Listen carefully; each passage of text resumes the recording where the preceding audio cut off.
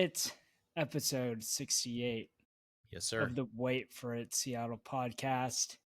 This is your Mariners playoff edition podcast. Your Seahawks are on a 2-game win streak podcast. And I had hope after the first half of the Husky game against Ohio State podcast. So that's a little preview of what's to come. I feel like Obviously, you should only lead with one. And that's yeah, last week at this time, we were excited and not even cautiously optimistic. We were really optimistic, right? The magic number was 2, yeah, but we were worried, could they hold on? All this stuff. They go out, the Mariners we're talking about right now. They go out and sweep the Rockies. Another great performance by Kev, number 68, George Joseph Kirby. That's who this episode is named for. Yeah. There you go. A high number for a pitcher.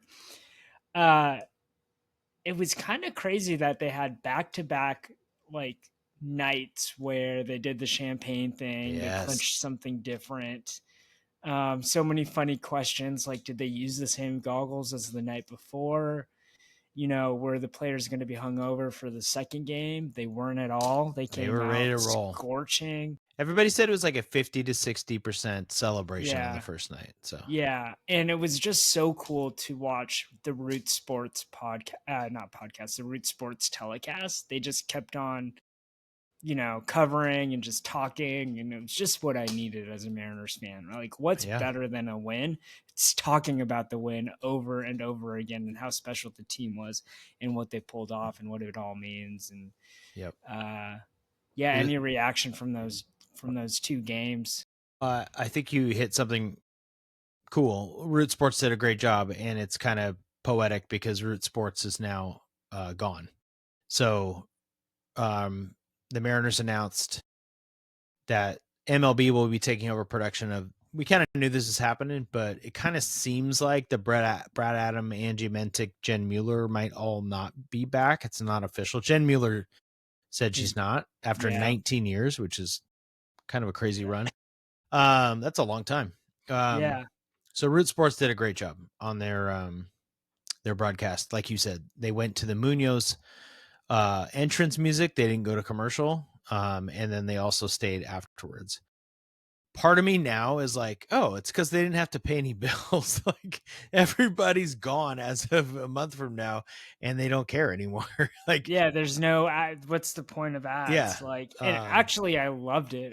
Could you imagine if you could just pay to just have no commercials ever? That's interesting. Even if you have MLB TV or YouTube TV, you're still getting hit with commercials, right? Yep. How cool is it just to have the in between, even if there's no sound? Yeah, it's true. You feel like you're at the game. Yep. So that was one reaction. The other reaction was the back-to-back nights was awesome. I wasn't able to watch all of the games for various reasons, like teacher stuff at night, parent stuff. But I watched the end of both games, which was really cool. So driving home from teacher curriculum night where I'm presenting and I'm walking around my kids' classes also, which is a different experience. Naylor hits the double, and I'm just driving in my car, losing my mind, yelling in my car, which is a fun experience. And then got home and watched the end of that game. Before you move on to the second game, I just want to say on the first game, I forgot who was being interviewed. I think it was Raleigh, actually. It makes sense. It was Raleigh because he hit the 2 home runs that night. But he basically said, how awesome is it that the guys that we acquired at the deadline, made the difference in this game? Yep. And he wanted it. They wanted it. Bryce Miller's in the locker room talking about, we got to bring Naylor back next year. There's lots of cool stuff for sure. It was awesome. I don't even remember that. I think the next night was a bigger victory, if I remember right. And, but having the Astros lose, I mean, both nights were cool. The Yankees came back against the White Sox, then the Mariners came back against the Rockies. It's like, we're in. And then, it's just the second night too. A couple of things when I was watching the telecast. John Stanton's a pretty old dude, and they interviewed him in the locker room, and some random Mariners employee pours the champagne over him, and I think he was like kind of panicking because Yeah. he like immediately put on his goggles. He was kind of shaking. I was like, oh my god, this could be bad. Like, please don't get it in his eyes. Yeah. Also, like, I mean, no matter how much the fan base has disliked him or whatever, uh, I was like, kind of you get anxious for Yeah. bad things not to happen. I was Yeah. like, this guy's kind of old. Like, don't mess with him too much. I'm glad you were feeling for him. I mean, on that same vein, like, yeah, people were giving just endless crap to Dipoto. I sent you an amazing string of tweets that I'm going to pull up right now because Mitch Levy, formerly of Seattle Yeah. Sports Talk Radio, has his own podcast. This is on April 1st. Dipoto said, he quoted, "I think there's the reality of our offense and the perception of our offense. We feel like our offense doesn't get enough credit for the things they do well." And they were hitting like 166 as a team. Granted, this is like 4 games into the season. Do you have the lineup in front of you? Yeah. Robles, Julio, Cal, Randy. Good 4. Then it goes Rayleigh at first, Tellez, Bliss at second, Mastroboni at third, Crawford at short. So you put Naylor in there instead. You put Polanco in there. You put Canzone in there, and you put Gino in there, right? Maybe I already said that. Completely Yeah. different lineup. It's a And totally we different lineup. already had Canzone, right? But I hold think he was on. injured. Yeah. Canzone was in the minors. They didn't Yeah. think he was good enough at the time. I saw a stat today that, you know, you could take metrics and like say only 2 guys have done this thing, and it was like he hit like over 300, and Yeah. like his power numbers, it's like Dom Canzone and Aaron Judge, whatever this combo of things. Okay, but people are like, it's embarrassing. They're insulting the fans' intelligence. The Mariners will never be anything. You can't polish a turd. It's not a baseball team. Jerry Dipoto has proven one thing. He knows jack blank about offense. Blah, blah. It was 6 games. Sorry. They don't do anything well. I mean, people, right? The point is, you can just, this is what's great about old tweets or whatever. You can just go down the list, and we probably on this podcast. Yes, I was just about to say, but we did not podcast. rip Dipoto.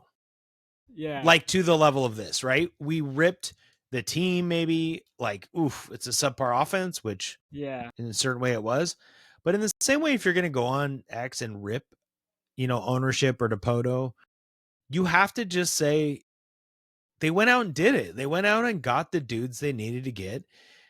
Credit to Wilson or whoever else to get Canzone and Polanco turned around from where they were before. Like, right? The team's legit. Now they have the highest % chance to win the World Series by Fangraphs. Now they have the second highest Vegas odds to win the World Series behind the Phillies.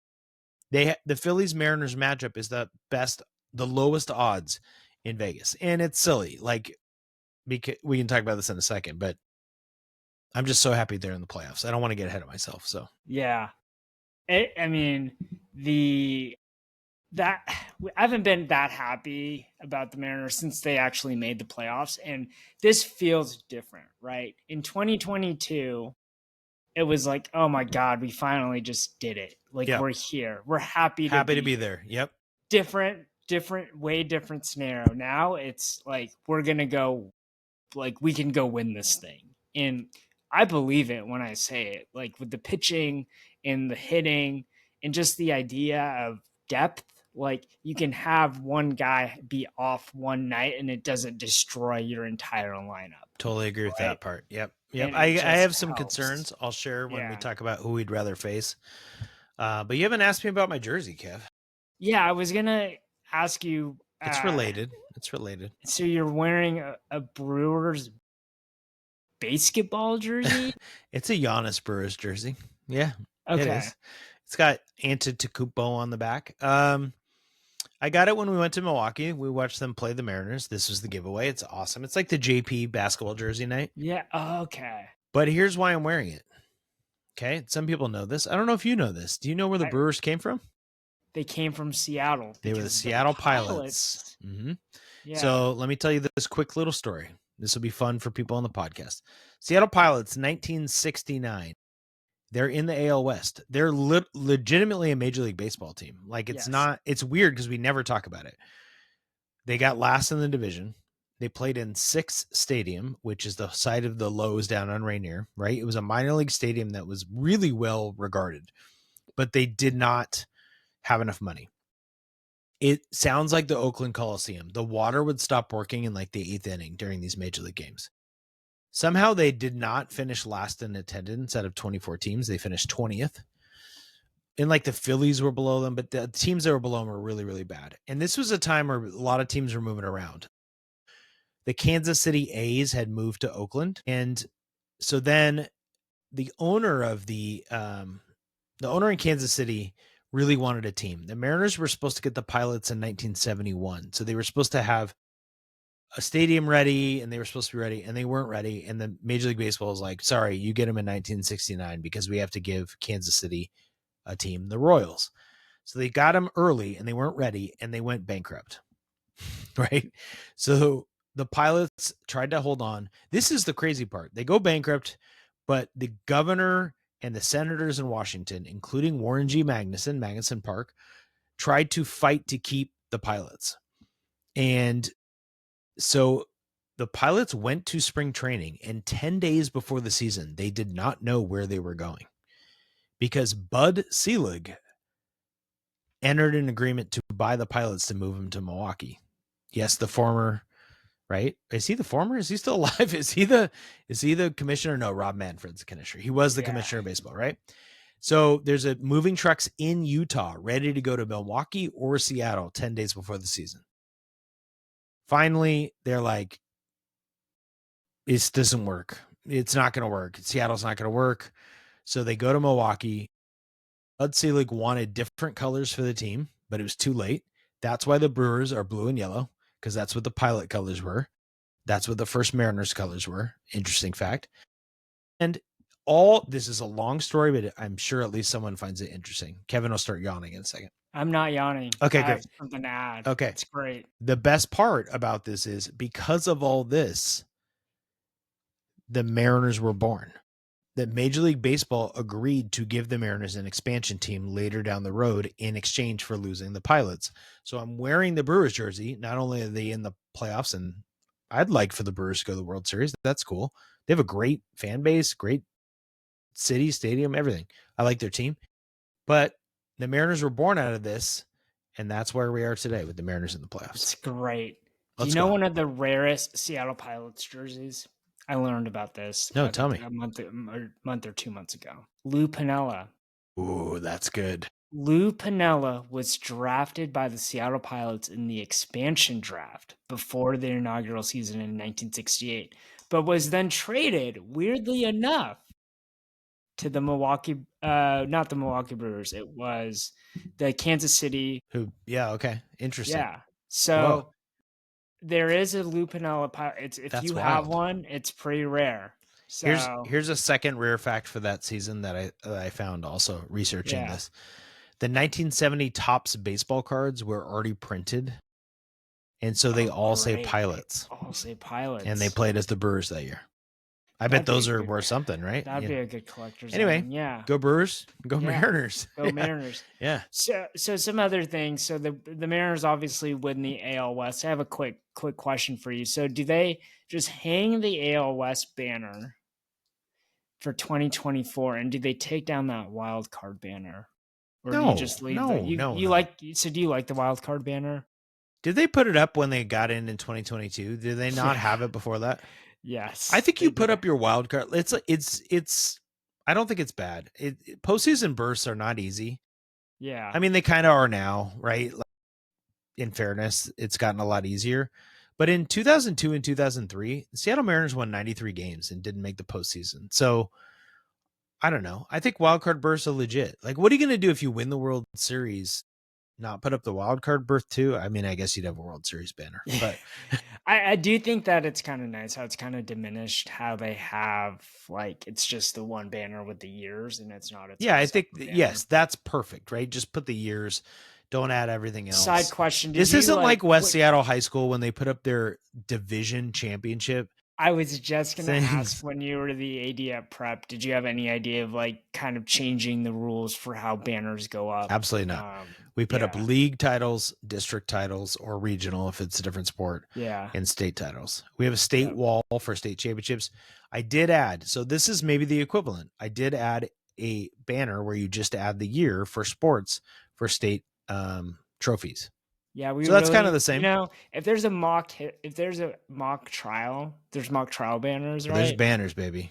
There's got to be a National History Day banner, and you just put my name right there, right? No Uh, one's won it you know since what, then. Kev? I'll work on that. Actually, Get I, to work for the I history will. I department. will I'll come work on that. back. I will. Yeah. I'll come back for my ceremony. Okay. Great. Okay. All right. So the hot topic in all of baseball, since there's no playoff games going right now, is does Cal Raleigh win the MVP? Mm. I know we're sick of it.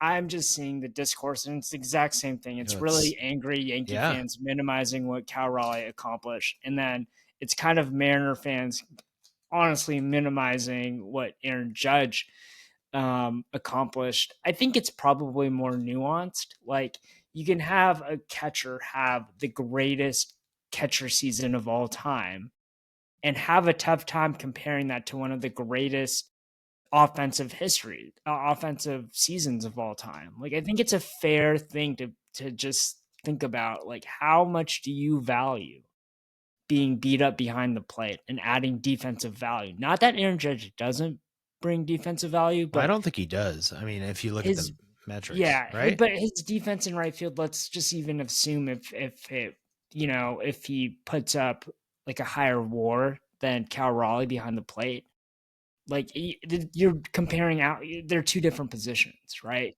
So it's hard to do that. I think it's going to be close. I think the votes are going to be close, and I think you told me this or someone else that we don't find out till November. It's way afterwards. Yeah, They have like a postseason awards thing. banquet. Yeah, yeah. Yeah.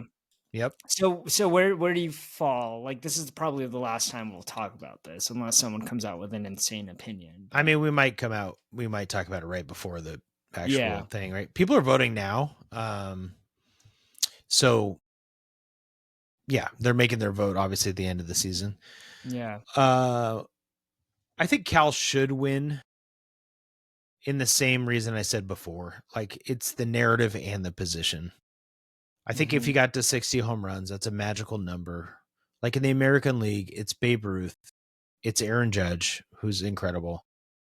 It's Roger Maris, it's Cal Raleigh. Like, what? That's silly. Um, and it's okay to value home runs more than like batting average, right? It's okay, yeah, I mean, especially the Aaron total Judge is efficiency. still 50 whatever home runs and hitting Yeah, 331. So like, I saw someone say this. There's not a right choice, but yeah, I think the narrative of Aaron Judge already winning it, it's not fair.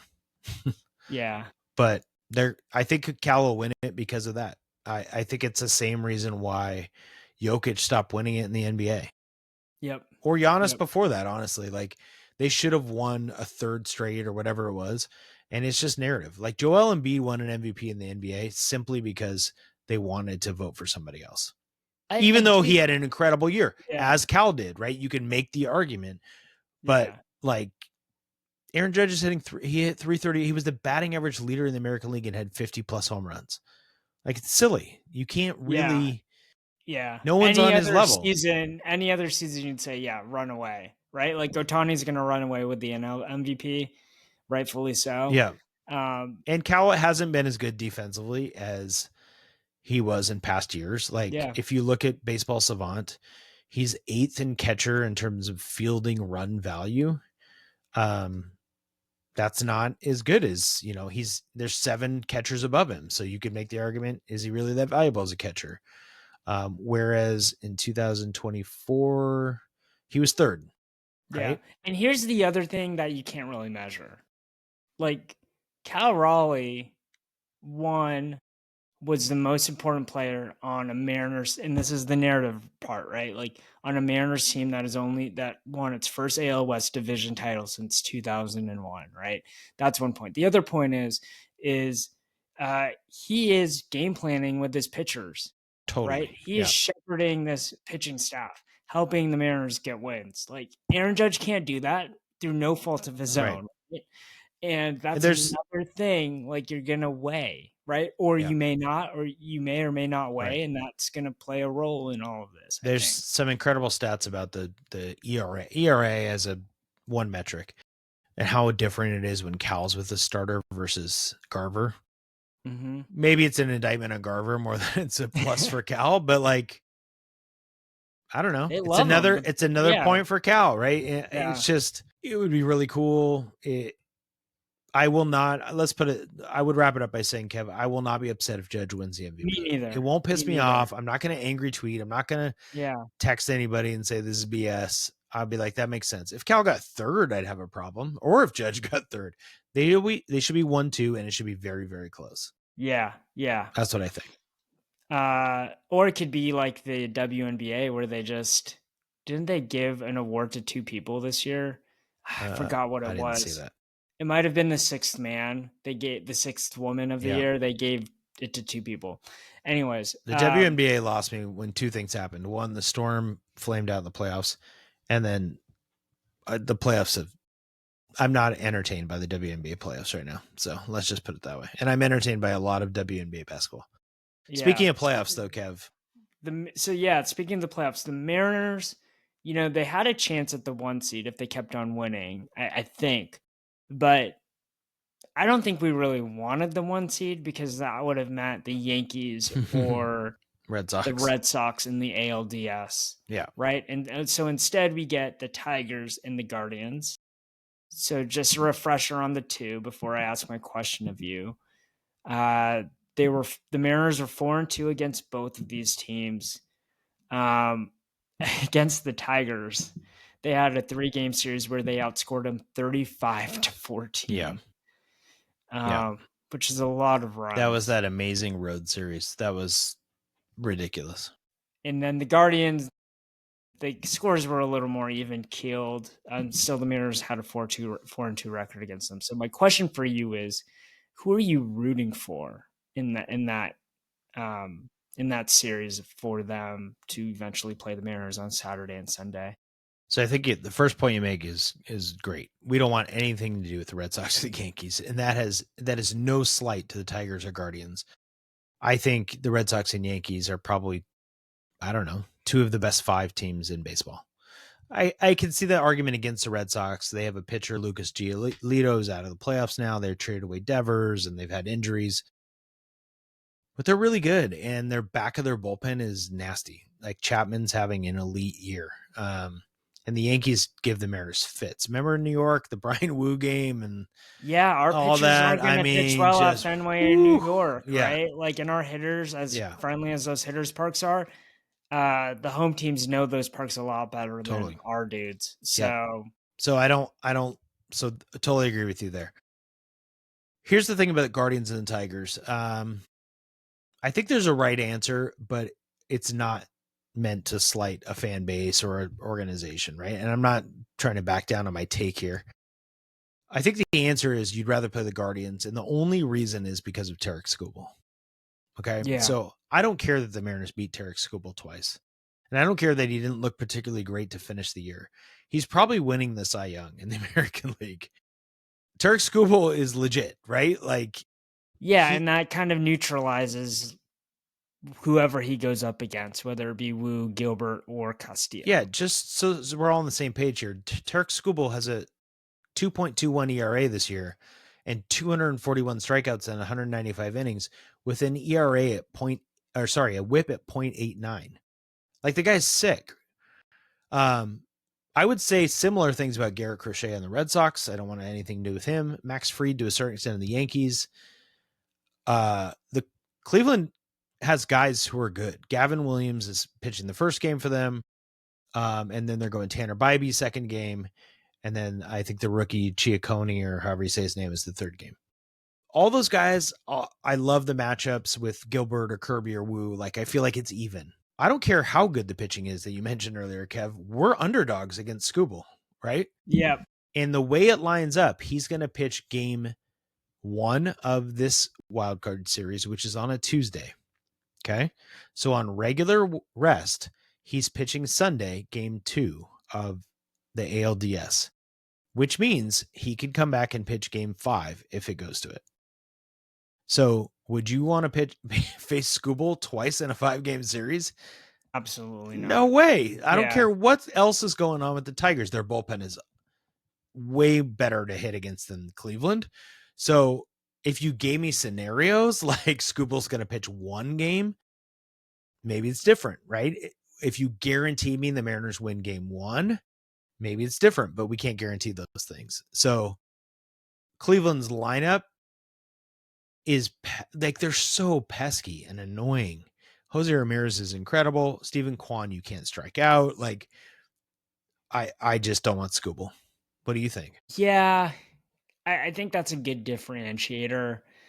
I think it helps that the Mariners have home field advantage. So, in a sense, right, it kind of amplifies the point of having Scooble, because then if he starts game 1, right, you're screwed. Well, not screwed, but or even game He's 2. pitching game 2 and he'll be in Yeah. Seattle. Yeah. Yeah. So I don't know. So, That doesn't feel great yeah. to me.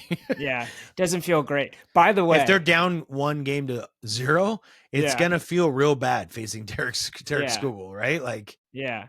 that's gonna So, suck. gotta shout out one of my friends, David, because he was looking at ALDS tickets when they first got put out there last week. And he just thought, you know what? It's more cost efficient for me to buy a suite to the ALDS Wow. and sell the tickets, right? Because everyone wants to go.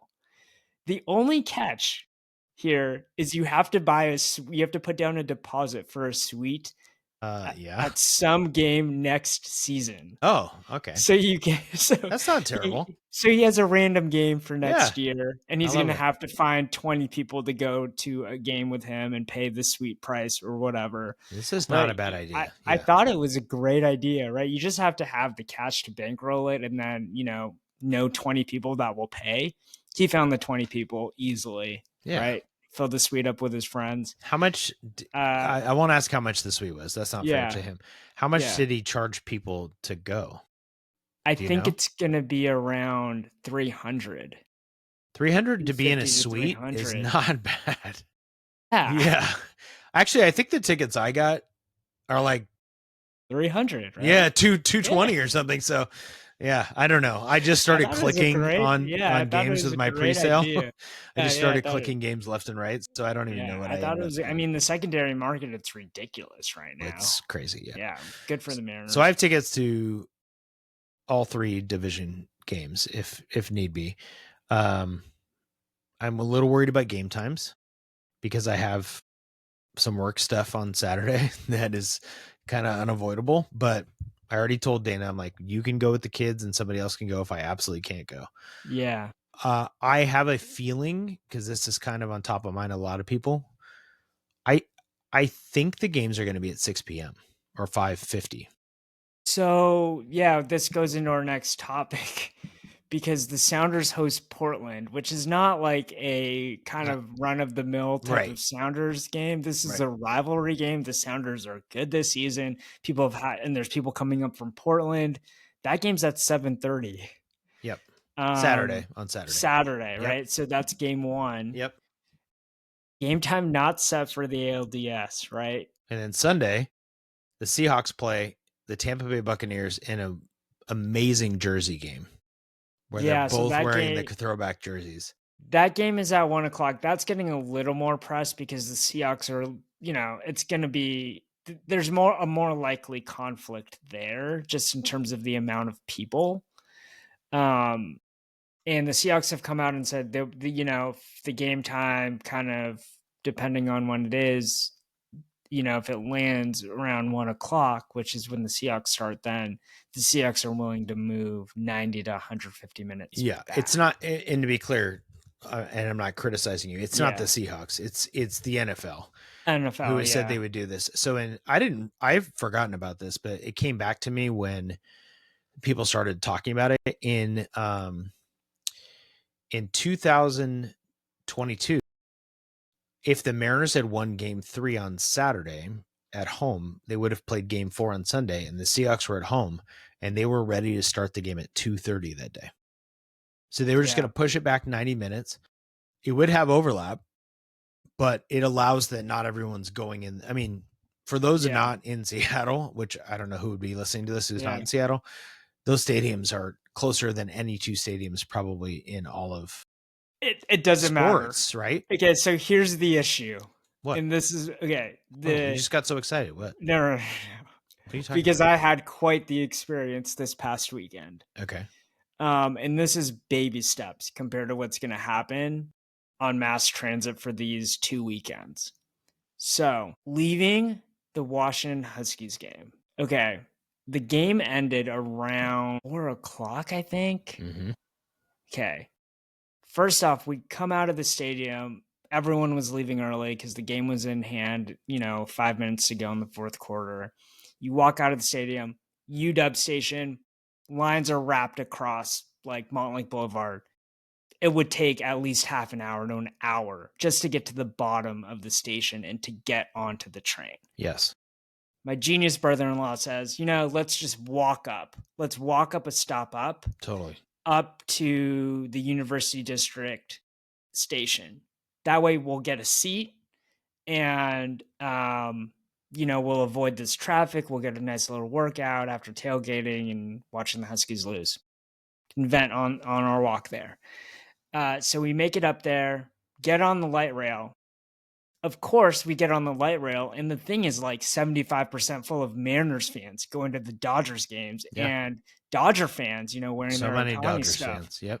So we get to the Husky Stadium stop. There's no room on the train. Like 5 people come on, and the thing is already like you're already packed. And I'm just thinking, well, I'm thanking my brother-in-law for making us do that. But the same thing is going to happen both of these days on a much bigger level. Like there would Totally. just be people coming in at the same time. Yeah. And What is your revolutionary thought I here? think I just can't fathom a Mariners playoff game and a Seahawks game near at the same time. And I don't know if they'll end at the same time, but like it's insane. Like it's already insane if it's just Totally. one of It'll be those totally things. insane. Yeah. Like We haven't had this level of insanity, but there have been games side by side before. Like it's not the yeah. first time. Okay. And it's crazy. It's absolutely crazy. I mean, the trains just have I to keep also on coming have faster. zero stress because I live in Yeah. West Seattle and I park really, really far away from the stadium, Yes. right by the West Seattle Bridge. And then you Lime scooter to the stadium, Yeah. and then I can walk back. It's fine. It's after the game. Yeah. We literally are one street onto the West Seattle Bridge and I'm home. So I don't There have you to deal with go. the same stress everybody else does. Oh my gosh. So now this will be pushing it, right? There may not even be parking spots because when I went to the playoff game before on a Saturday, there wasn't Seahawks, and I parked as far away as I've ever parked. And there's a couple spots. I will not say them on the podcast because I want to have the spots. There's a couple spots in places that people don't park that are free that are very, very far. They're basically at the West Seattle Bridge. So you're a mile and a half away from the stadiums. Yeah. And I used to walk it. Now Lime scooter, although Lime scooters are probably be in high demand. Yeah. And they'll probably surge price them to craziness. But Do you remember this? This was and I posted this on X and some people remembered this. When the Sonics were considering when Chris Hansen's ownership group is more accurate, was considering building the arena, they faced a lot of opposition from the Mariners organization because of this scenario, and by the way, it's only September 29th. NBA preseason maybe starts second week of October, about this situation where you'd have all 3 major professional sports with scheduling conflicts. And in my head, I was thinking, and I think everyone else was thinking, well, hell, if the Mariners make the playoffs, that'd be the greatest problem to have at the same time as the Seahawks playing in the Sonics, right? Like, that's a great problem to have because the Mariners are never going to be good, right? And they weren't good for like another 10 to 15 years after that whole thing with Chris Hansen happened. And so, even if there's traffic or things are weird, like, great. This is a great Yep. problem to have. People will figure it out. Seattle's a major city. The officials will figure it out and make it a decent experience for everyone. So looking forward to it. I think it'll be interesting. So my theory was both games will be in the evening. I think you could start at 6 p.m. and have the Sounders at 7:30. As long as they're staggered, it would be fine. The Seahawks, it would be a little chaotic, obviously, because Seahawks people don't leave right away. So there'd be like nowhere to park for the Mariners game later. That'd be bad. If they were at 1 and 6. But part of my reasoning was if you go to the MLB website, they would list the games in a row. And so they had the wild card games with the times, right? And the last time is the Reds at Dodgers, right? And it's not in any particular order. It doesn't go by seed. It just goes by game times. Do you kind of get what I'm saying? Yes. Okay. The following divisional rounds were also in an order, but without times. And the Mariners were last on those. And the Mariners are not like the number one. It didn't go in a seed order. So I was kind of like, well, they're just prepping it. But now, just tonight, Kev, I just went back to double check. And on Saturday the 4th, they have the Mariner game listed second, not last. Whereas for game 4, the Mariners are listed last. Game 3, they're listed last. So they changed the order, and it feels like they're getting ready to put them in the order of the time, which makes me think the Sunday night, it will be a night game. It'll be like 6 o'clock. And it won't conflict with the Seahawks. And I think Saturday is going to be like a 1 p.m. And it won't conflict with the Sounders. Yep. And so people can pull off double headers. Yep. And my 1 I knew p.m. people that were going from Huskies to the Dodgers game. Yeah. Nuts. Yep. I couldn't do it. Yep. That 1 p.m. start might be problematic for me, but you know what? Nobody's worried about my personal issues. Yeah. So we'll work it out. Yeah. So that'll be interesting. I mean, I saw like the Marine Layer podcast talking about, the Mariners would probably be at 1 because it's going to probably be the Dodgers and Phillies, and you'd want that at night. Yeah. But also it's in Philadelphia. So like they're going to start a game at 8:30 Eastern. You know what I mean? Like, I mean, sure, people will be up. It's a Saturday. And you get the Dodgers market because it's West Coast. But it feels like because Seattle's the only West Coast home team, they would put them last. But I don't know. I don't know. Yeah. So I don't know if people care. About I don't know if people care this much. I think people think about this though. I certainly do. I've been thinking about it non-stop. What this time is they're why gonna we play. talk to each other on a weekly basis. These are important issues. They we need to discuss. I need to discuss something else with you, Kev, because I think it's important to you. We certainly know. And it's we got to get into some of your takeaways from going to the Washington Ohio State game. Yeah. Okay. Do you want substance or do you want the non-substantive stuff first? Let's go non first, then let's get into the football. Okay. So here we go. Non-substance stuff. It was really the Mariners. Sorry, got to bring them up again. They are superstars in this town. So before the game, kind of like how they do raise the 12th man flag for the Seahawks games. The Huskies do this new thing that they started maybe a year or 2 years ago where you sound the siren and they have a special guest do it. So the special guests were Brian Wu, Cal Raleigh, Julio Rodriguez, and the fourth person I will not name. Well, no one knew who he was. And when all of this was happening, sorry, Emerson Hancock. That's sad. But I didn't know who he was, and it was so loud in that stadium when they announced who it was, like you couldn't hear. Like you could just see, like, okay, when you see Julio's close up, like you cheer really loud. When you see Cal, cheer really hard. When you see Brian Moo, cheer really hard. When you see this guy, yay. Wow. Sorry, Emerson Hancock. By the way, the GM is Ohio State guy, Justin Hollander. Yes. So he was there. But anyways, the crowd went wild. Like it was just so the Huskies were so great to get them even on a game day. Yeah. Caroline, there's no way they do that if the game mattered that night. Yeah. Caroline, my sister, had a hookup, and so she was in the same area as the Mariners after they sounded the siren. So um, she got VIP treatment. So did the Mariners, and she, they were there at the game for maybe the first quarter, and she said they were nice. They were taking pictures and stuff. So that's my first takeaway is like it was pretty awesome to be a Seattle sports fan and just see those two things converge like a huge game, and then the Seattle Mariners being celebrated by a raucous crowd. Let me make a quick connection because I think it'll segue Yeah, a little bit.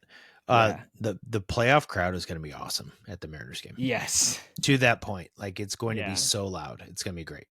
Yeah, and I think there'll probably be less Tiger and Guardian fans than there would have been like Yankees and Boston. Totally. Yeah. Because Yankees and Boston, that's like a national brand, much like Ohio State's a national brand where there's people living in Seattle that root for these teams.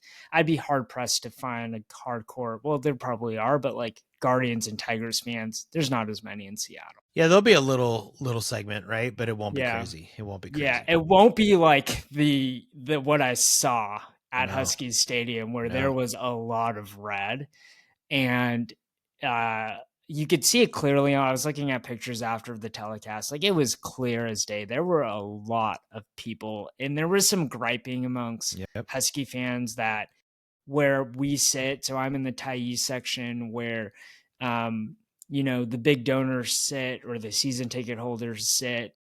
There were people in red. So it wasn't just the secondary market, which is mostly up high.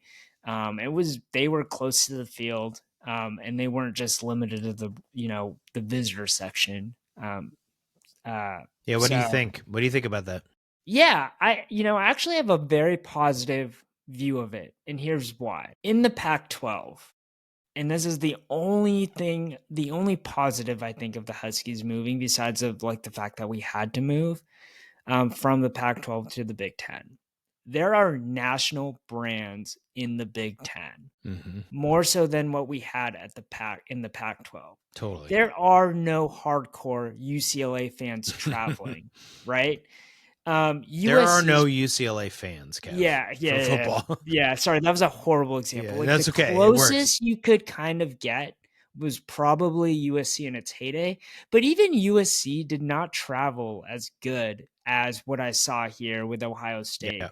or what we see with Oregon, right? And that's kind of because Oregon's, I hate to say it, but Oregon's a national brand. Like their fans travel. Totally. Husky fans travel with their Yes. team, right?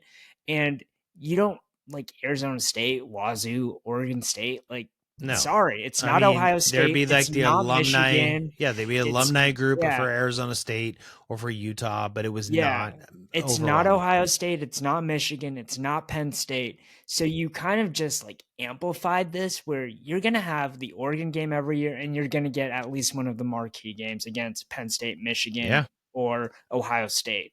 And that's awesome. It's awesome to experience that. It's awesome for the national pundits to be talking about, the Huskies, can they upset Ohio State like all week long?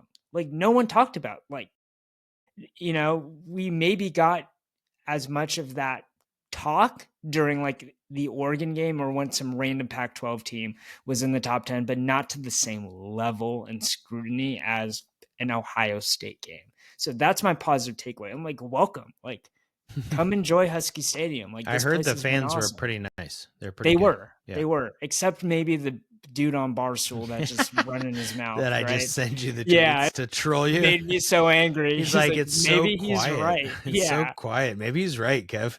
Maybe he's right that it was really quiet in there, and you were so mad. You never curse at me, and you dropped an F-bomb back in your text to me. You're like, it was so loud, my ears hurt. Is that really true? Now that you've reflected on it, was it that loud?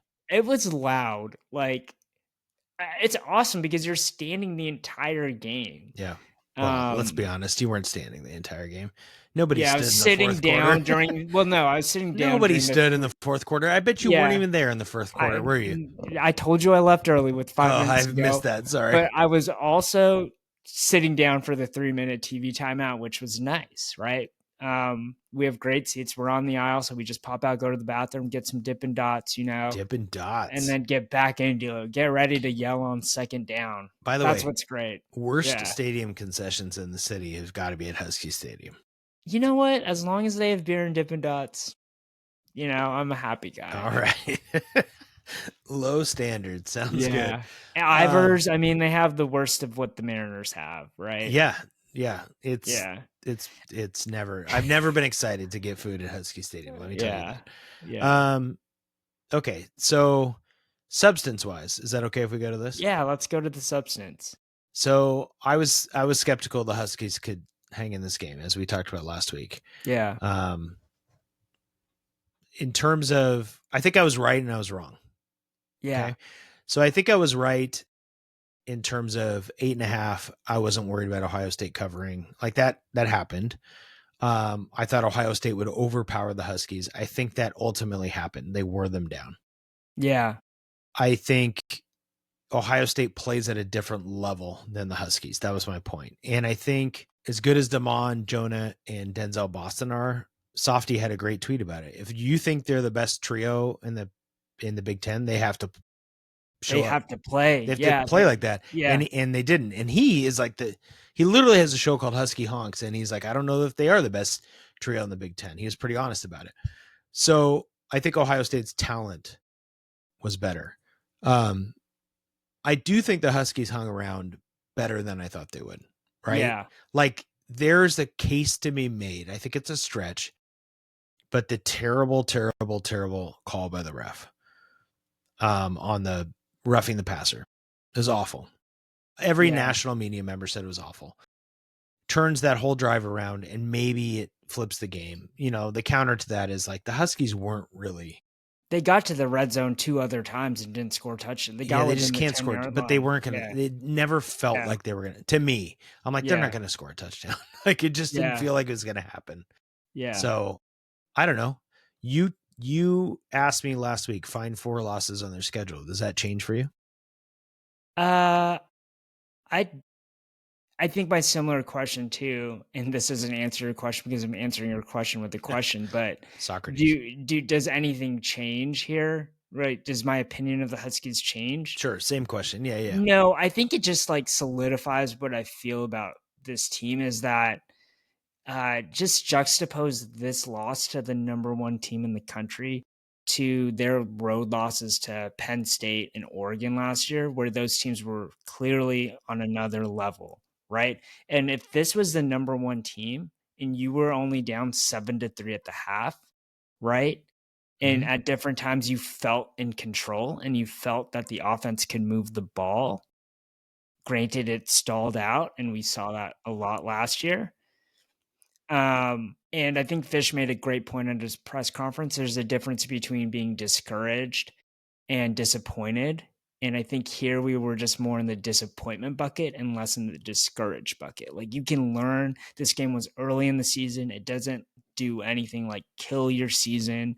And I don't think like after watching that game, like if you were another team, like you're like, oh, the Huskies are just super vulnerable. Like they game planned to get. I think this is what's happened is now every team has a blueprint on how to beat DeMond Williams.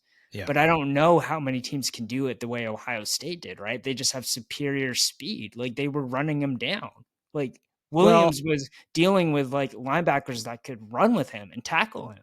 Right. I think that was kind of some of the difference. Maybe I would push back and say there's 2 things with Damon, and Fish has said this. He has to throw the ball away. He takes too many sacks. Yep. My counter, I don't even know if it's a counter or Damon, you're super fast.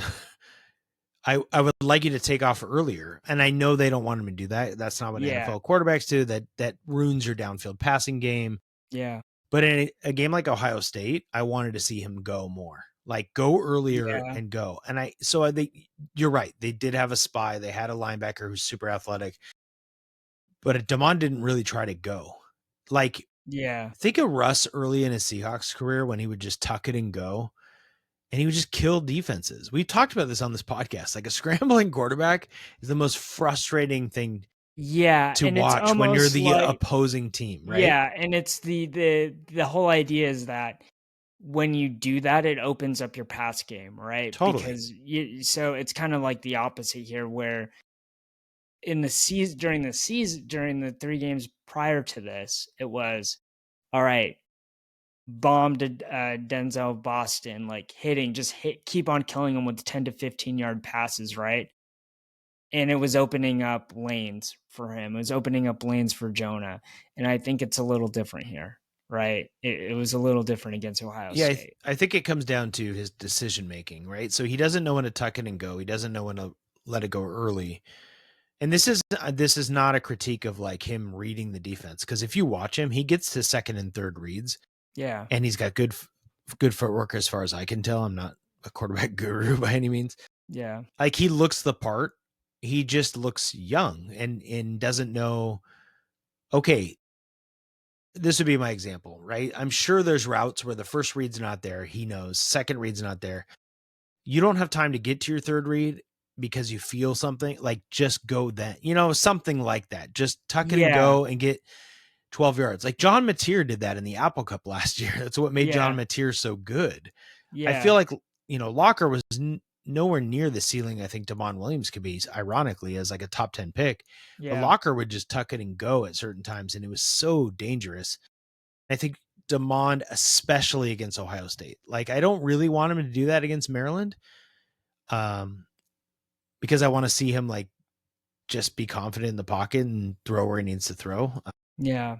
And I think it's kind of interesting because you kind of compare that, and I think it's just the Huskies are relying on Demond much more than Ohio State needs to rely on their quarterback, who is just it was death by a thousand Yeah. cuts, right? Like just throwing 7 yard, 8 yard passes, right?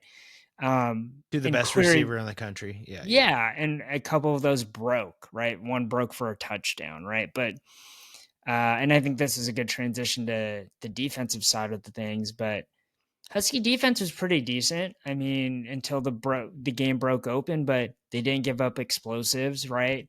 It didn't feel like it, credit to the Ohio State offense, kind of just like stayed patient, like, and My just God. played So within. boringly patient. It Both. was just like 8 yard passes, and the Huskies got forced some third downs and just sucked at, you know, keeping them from converting those. And I put that in the keys of the game. Like, are you going to be able to get the ball back? Are Yeah. you going to make them punt it? Right. I mean, one of my takeaways is Ohio State's so boring.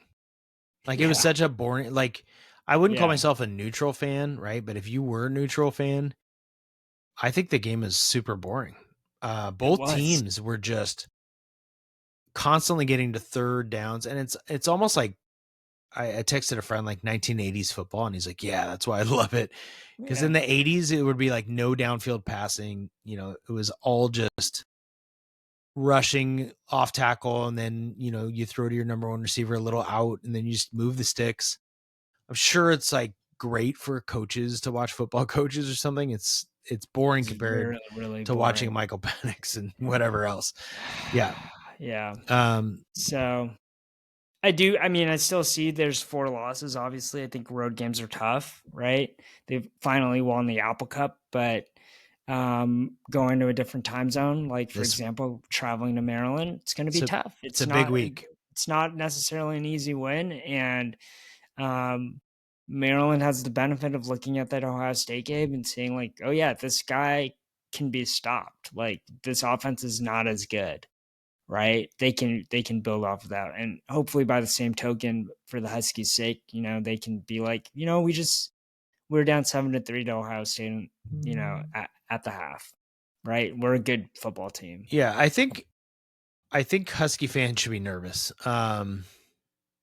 East Coast, fish on the road, not great. Yeah, they haven't won. Um, They haven't won in the other time and zone. Maryland went and won at Wisconsin by 17 that last week. They're 4-0. Yeah, I don't know. It's a big game.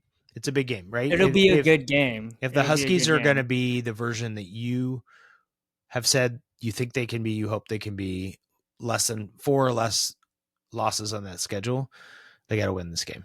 Yeah, So it's the difference between an 8-win team and an 8 and 9-win team, or a 7-win team, right? or a 6-6 team. 6 They're just going back to where yeah, you were last 6, year. yep. Yeah. I mean, yeah. So a team that's on the rise, though, Kev, is the team that I told you would be on the rise this year. Not to toot my own horn here, but the Seattle Seahawks. Now, in fairness, I was completely despondent after week 1 and had almost given up all hope. But they're 3-1. They went and beat the Cardinals. It was a long time ago now. It was on Thursday Night Football. They dominated the game and then had a terrible 8 minutes at the end. And then Yeah. had a great 45 seconds. And Jason Myers smelling salts, bang, into the field goal to win it. Great confidence. Yeah, the Especially question after missing the earlier totally. kick. Myers Yeah. is awesome. Here's let's just go short with the Seahawks because it was a big week for everything else. Are they for real? Like, are they an NFC contender? I mean, they're tied for first with everyone else. Well, yes, I know Yeah. that, but like, But the 49ers are hobbled up, right? yeah, Like, everyone's beatable, and the Seahawks defense it's a great defense. Keeps them in games. that is And incredible, Darnold is incredible analysis for you. well, Darnold is still like one of the highest rated quarterbacks in the league. I think the Seahawks are still being slept on. They're in an incredibly tough division. I don't actually think the Cardinals are that good. I think the Seahawks went down there and showed that and then had a bad 8 minutes or so, right? The Seahawks were absolutely dominating that game. 6 sacks, like just they were Kyler looked average, interceptions, all that stuff. The Rams and the Niners are going to be tough. Obviously, the Seahawks already played the 49ers once. The Rams are really good. The Eagles are really good. The Lions are really good. I think the Packers are still good, even though they had a weird game last night. The NFC is tough. The Bucks are good, and that's who the Seahawks play this week. But the Seahawks are being slept on because they're not being discussed with the Packers and the Lions and the Rams and the Eagles. And I'm going to tell you something. By Pro Football Focus, the Seahawks are the second overall team in the league by rating. Okay? Pro Football Focus offense, second overall. Defense, ninth overall. So even though you and many others say the defense is awesome, which they are, the offense by these Raiders is even better. To your point, Sam Darnold. I'm going to give you one more metric. I'm just going to keep building the case. You ready? Okay, this is a weird one. I've never seen this before, but I saw it on Twitter.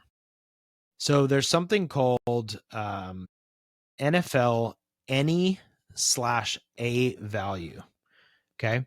So the any/a basically has to do with like the value of passing yards, taking out sacks, plus touchdowns, minus intercept, right? It's an algorithm.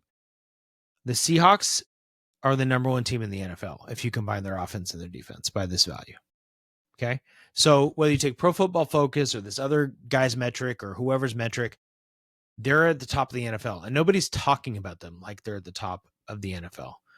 And we're almost a fourth way through the season, right? Yeah. We're So the 4 games in? Bucks, who are Yeah. also were 4-0, I think they won last week, right? And the Seahawks are 3-1. This is your chance. I mean, it's a 1:00 game when there's baseball playoffs happening in the city, but this is a big chance for the Seahawks to make a statement and to show they belong. And Geno Smith looks terrible. So let's go and Sam Darnold. Let's go Sam Darnold. That's what I got for you. Let's move to the top 5. Let's do top 5. All right. I got a question for you. This Okay, is great. playoff themed. I'm ready. Top 5 hits in the playoffs in Seattle Mariners playoff history. Oh, like number of hits. Number of hits. Okay. Is everybody fully prepared listening to this for me to suck again? As always. Edgar Martinez. Edgar Martinez, number 1, 34 hits, 8 home runs, 24 RBIs, 19 walks, 15 extra base hits. Insane. Ken Griffey Jr. Ken Griffey Jr., number 3, only 18 hits compared to Edgar's 34.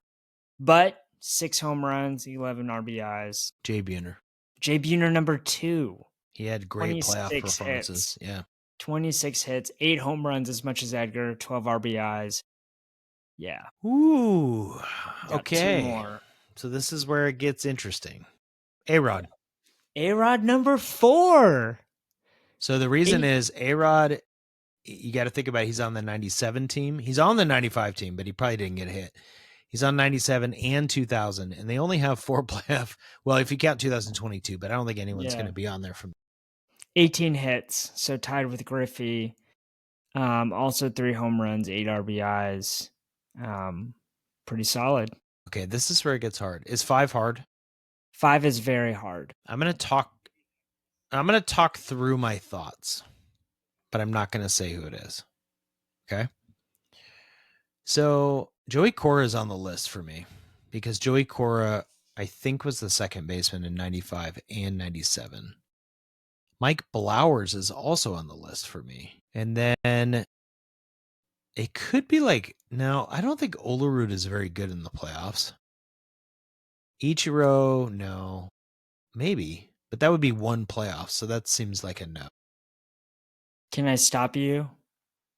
You've said the person's name. Well, okay. Do you want another hint? Yeah, I do. Okay, so this person, you named I named 4 people, I think. you named 4 people. He was on the same team. This is not helpful. Okay. As this is not helpful. No, just give it to me. Give me the hint. As 2 of those people. Oh, okay. So that eliminates Ichiro. There you go. So yep, you're So right. we're Ichiro's down- actually number 6. Ooh. So we're So- Olerud, Cora, or Blowers. Give me Mike Blowers. No. Okay. So now it's Flowers is actually, he's actually pretty low. He's only Okay. had 8 hits. all right. So it's Cora or Olerud. I either get a strike or I get it. This is 50% shot here. Joey Cora was my initial guess. No, it was Olerud. It was Olerud at 17. Brutal. Olerud Where's at Olerud? 17. Where's Cora on the list? Core's actually number 8 with 13. And then above him, tied with Ichiro, was David Bell at 16 hits. Okay, so the only one I missed out of the top 9 was David Bell, which I never would have gotten. Yeah. That's pretty all right. good. I feel good about my performance. That was pretty today. good. That was really good. Better than normal. If we had top 4, you'd win all the time. Jesus. All right. That's too easy. In 2022, Kev, the Mariners famously broke their playoff drought. Yes. Obviously, they had the biggest drought in all of sports, not just baseball. Just 2 years later, the Mariners have gone back to the playoffs, and I've seen some funny things where people say my 4-year-old only knows the playoffs, right? Like 2 out of the 4 years. Julio, Wait, isn't it 3 years later? 23, 24. It's 25. second in 4 years. So 3, yeah. That's what you're saying. Yep. Understood. Okay. What I want is the 5 biggest droughts in Major League Baseball now. Which teams have the longest active playoff droughts? Not your Seattle Mariners, obviously. Yeah. The Pirate. Number 2, 10 years. Which, don't you think there's people listening who are like, the Pirates went to the playoffs 10 years 10 ago? years ago? They did. They had this like Andrew McCutcheon year. Yeah. Even though he's still there. Yeah. The Athletics. Yes, number 5. Actually, only 5 years. The White Sox. That is strike 1. They are tied for 6. It was only 4 years ago the White Sox went to the They're playoffs. so bad. So they went to the playoffs. I remember this with this like young core group who now has like all been traded away or released, and they were like, "This is the start of something." It's so sad. God, so I'm already. So you need 3 more, and you have 1 strike. Okay, I'm gonna do the talking it through thing. I want to say the Rockies. I want to say the Brewers. Don't say the Brewers. What's wrong with you? We just talked about this. I'm wearing the jersey. The Brewers have the best record in baseball. Okay, sorry. I was thinking of recent history, not just this. Well, the Brewers have gone to the playoffs like 8 years in a row, by the way. Okay, I'm just gonna say the Rockies. Very good. They're third. They're 7 years. Okay, so I have 3. I need 2 more. Man, this is tough. You don't have the worst drought, and you don't have the 4th worst drought. Okay, so I'm at the AL East. I'm going to avoid the Phillies. I'm going to avoid the Mets. That's the NL East, by the way. You said AL East. The Marlins. Nope. Marlins 2 years ago went to the playoffs. Isn't that wild? God, no one remembers who makes the playoffs unless they're your team. Well, these ones will not surprise you. Actually, one might. The Washington Nationals 6 years ago when they won the World Series with Victor Robles. They're number 4, but the worst drought in all of baseball also will not surprise you. It is your Los Angeles Angels of Anaheim. 11 years. Dang, that was so easy. 11 years because they never went to the playoffs when they had Mike Trout and Shohei Ohtani at the same time. Yes. And poor Mike Trout.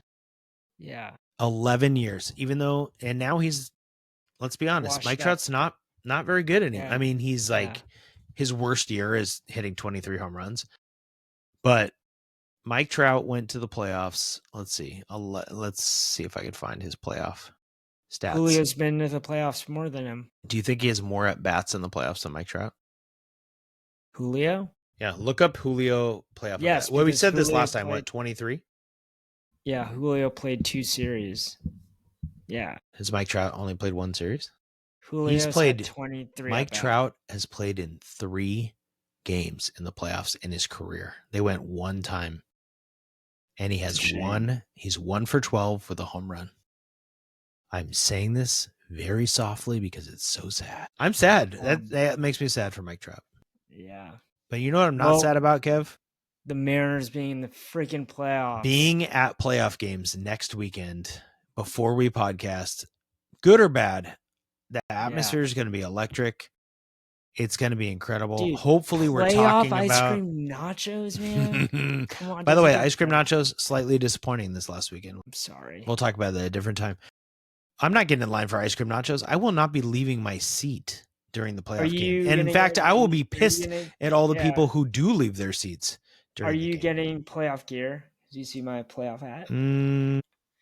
Are you going to get an ALS Divisions champ shirt? That's what I kind of want. Those age well. I know, exactly. Just like, it just takes up the whole shirt. I want one with like old school graphics on it, though. Yeah. I want to go retro on it, you know? If they go to the World Series, I'm certainly buying something with World Series stuff on it. But we can talk about that a different week. My hope is next week we're talking about the Mariners being up 2-0 in their playoff series, heading to Cleveland or Detroit. If not, we'll talk about it together, Kev, as always. Yeah. As always, thanks for joining us. Subscribe on YouTube, follow us on Spotify, or wherever you listen to your podcasts. See you next week. How was that plug? That was great. A little soft outro. Wherever you see your podcasts. See you next week. All right. See you next week.